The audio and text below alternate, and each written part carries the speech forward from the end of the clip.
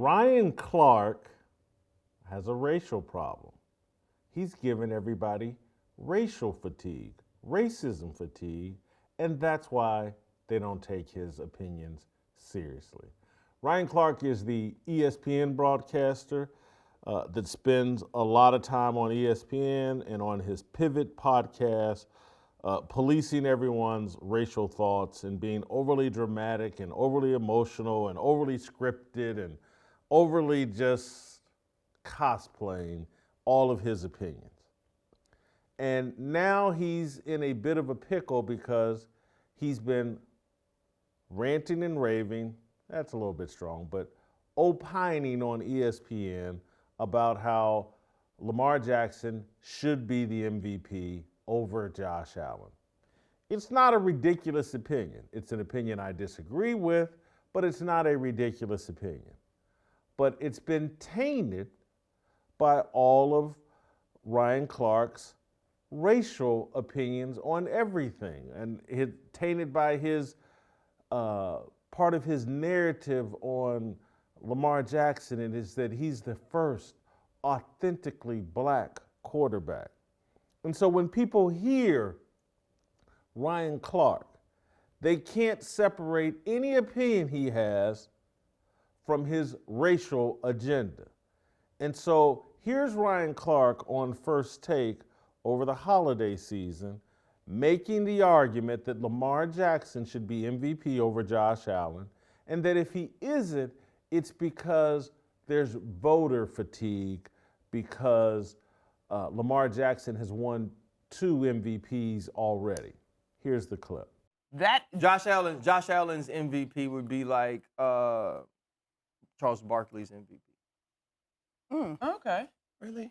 Yeah, because I think right now what happens with people like Patrick Mahomes, with people like Lamar Jackson, is we get fatigued, and I think the voters get fatigued. And what happens is the MVP becomes a narrative-driven award, right? Every time you see the numbers put up on the screen, you can clearly look at those numbers and say that guy's having a better season than Josh Allen. Although Josh Allen is having a great season, better than expected. Josh Allen is having an MVP caliber season, but you win an MVP because you're better than everybody else. Yes. Right now, Josh Allen's not playing the quarterback position better than Lamar Jackson is.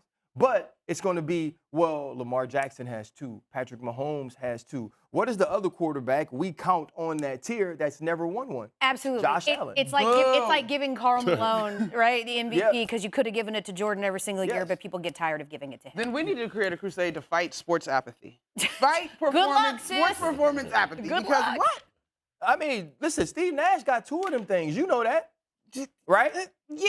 And so, but that's the point. It's the narrative, right? With Steve Nash got the first one. He was coming from Dallas, right? And he goes to the Phoenix Suns. They're winning, and he's playing well, averaging a double-double, and everybody says, okay, give it to him, when Kobe was clearly the best player in basketball.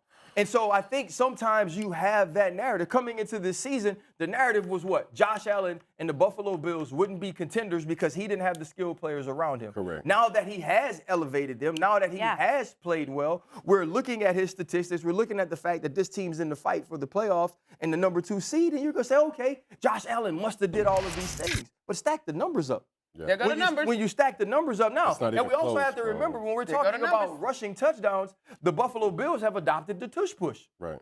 Right? So those numbers are going to be different. And I know what's going to happen. Everybody in Bills Mafia is going to be pissed off and say that I don't think Josh should be the MVP. I think Josh has had the MVP caliber season, but he hasn't played better than Lamar Jackson.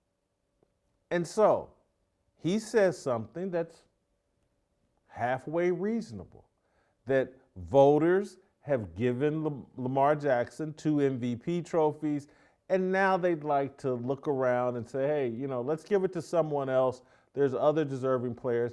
And what he's leaving out is there may be some buyer's remorse from last year's MVP trophy that was given to Lamar Jackson, when Lamar Jackson had a really good season, but Dak Prescott statistically had a far better season. And so Ryan Clark's logic isn't consistent here. He's saying, well, look at the stats between Lamar Jackson and Josh Allen. Clearly, based on the stats, it's clear as day. Lamar Jackson's having a better season than Josh Allen. People are saying, well, hold on.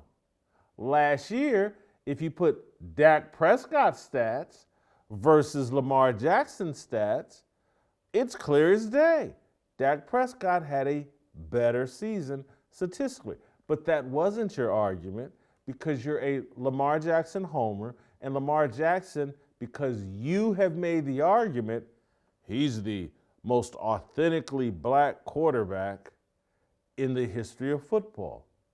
You made that argument. You racialized the argument. You added that to the narrative that Ryan Clark gets to be the judge and jury on what's authentically black, and he places some level of importance on being authentically black based on Ryan Clark's definition. So what makes Lamar Jackson more authentically black than Doug Williams or Warren Moon or Dak Prescott or Patrick Mahomes or Kyler Murray? I don't know. What makes him more authentically? Oh, is it the braids that he wears in his hair or cornrows? Is it the fact that he doesn't enunciate his words properly all the time? What makes him more authentically black? Oh, it's because he was drafted at the end of the first round when he should have been drafted higher. He's faced oppression. Is that it? Well, did Tom Brady face oppression when he was drafted in the 6th round? Did Joe Montana face oppression when he was drafted in the 3rd round? Did Brett Favre? I think Brett Favre was drafted in the 2nd round. Did he face oppression? Getting an abortion takes a toll on a woman's emotions and mentality, and it causes problems. Preborn's network of clinics is positioned in the highest abortion areas, and they're fighting for mothers who are deciding between life and death and potentially exposing themselves to some sort of mental health crisis in the aftermath of killing their baby. By introducing a mother to her child on a free ultrasound, the chances of that mother keeping the baby and choosing life more than doubles. To donate, dial pound 250, say the keyword baby. That's pound 250, keyword baby, or go to preborn.com/fearless. That's preborn.com/fearless. Ryan Clark is illogical. He's talking about voter fatigue, and he doesn't understand that there's a racism fatigue. And he's done that to himself.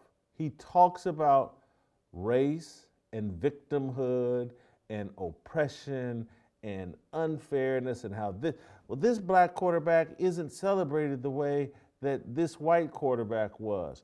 Or y'all didn't criticize this white quarterback with the same level of passion as you would criticize this black quarterback. He's racialized all of his opinions. And so now when people hear Ryan Clark, they hear it through a racial lens, and they think Ryan Clark is being racist.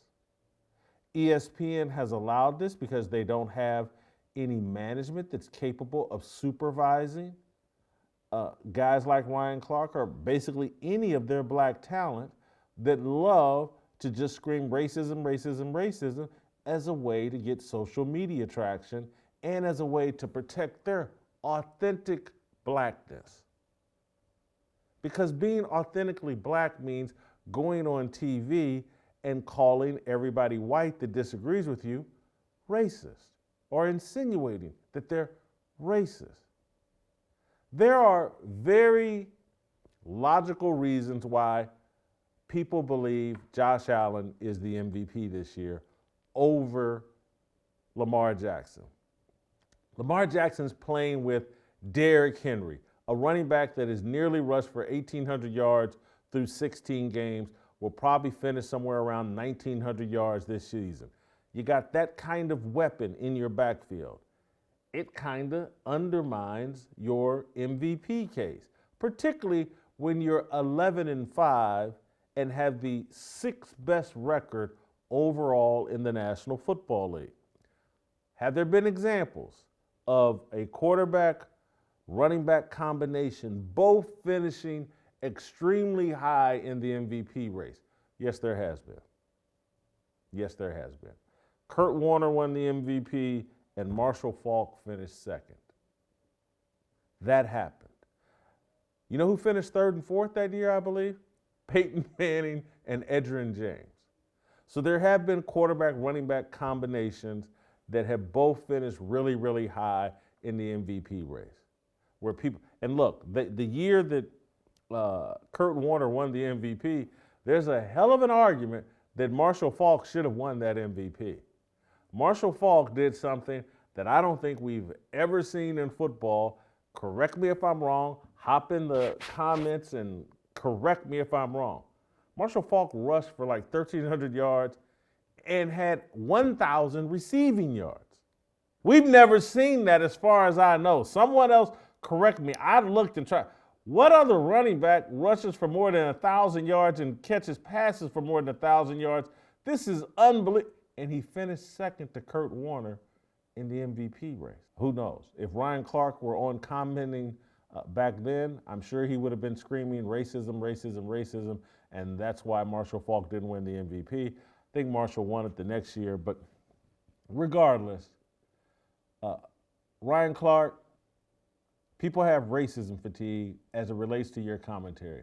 They hear everything you say through your racial narrative, that you are out there pushing the pro-black BLM, black people are a victim narrative, and if Lamar Jackson, this is what they hear when you talk about Lamar Jackson, if Lamar Jackson don't win MVP, it's because y'all racist. That's how they hear it. Like what you saw? Hit that like button, subscribe, and check out the full episode by clicking the link below.